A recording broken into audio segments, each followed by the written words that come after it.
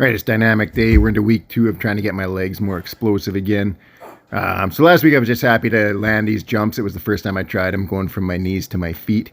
This week I'm trying to get hip extension from the bottom of the jump to the initial landing. So you can see here, I'm still struggling to do that. I'm mostly just extending my lower legs and using my quads to push off. So I did 10 jumps, and then I went to just working on the first part of the movement, trying to get as much hip extension as possible and just throw myself off the ground.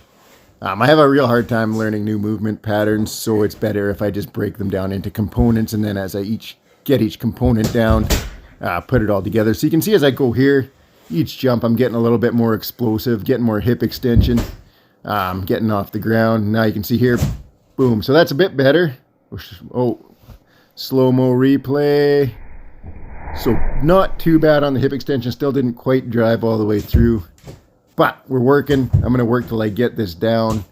Back to a couple more hip extension jumps, and we'll show you just a couple of jumps here to finish it off. So it's a work in progress, but it's going to pay off. Really got to get this hip extension going, get more explosive for my deadlifts.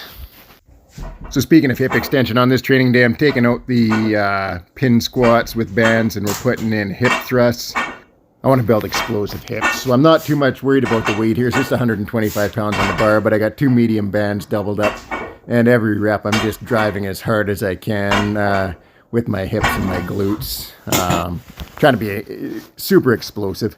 Then we went to some deficit deadlifts, just a small deficit with bands, really heavy band doubled up. My heaviest band, I just got this band, and 220 pounds on the bar, and it was too much weight for what I'm going for. Trying to do speed reps, and my glutes and lower back were just on fire. So went back to 132 pounds with the same heavy band doubled up, and then I was able to be a lot more explosive on these. So just working at driving my shins into the bar, into a wedge, staying as tight as I can, and then driving up as hard as I can.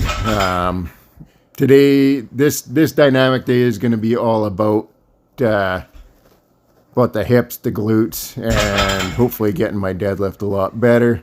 We'll finish off with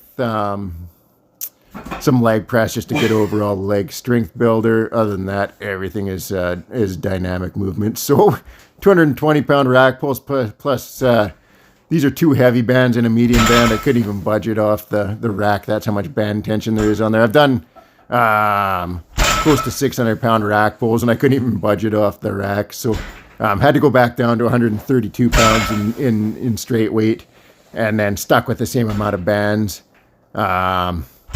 The pull at the top of these was insane. My upper back and my lats were just burning by the end of this.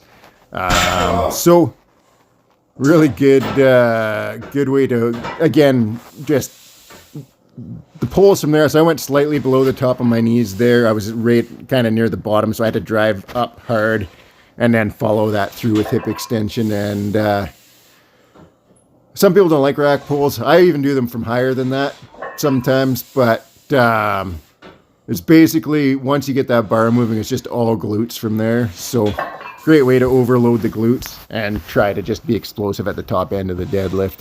Then finished up with some leg press, 3 sets of 8 on the leg press. Did 3 sets on everything. 3 sets of 8 on the leg press. This is the heaviest I've ever gone, 565 pounds. First couple reps weren't super deep. I never warm up on leg press. I just use all my other leg work as warm up. So takes me about 2 reps to get to the depth that I want. Then from there, every other set just can get to full depth on every rep. That's it for the workout. Thanks for watching. Have a great night.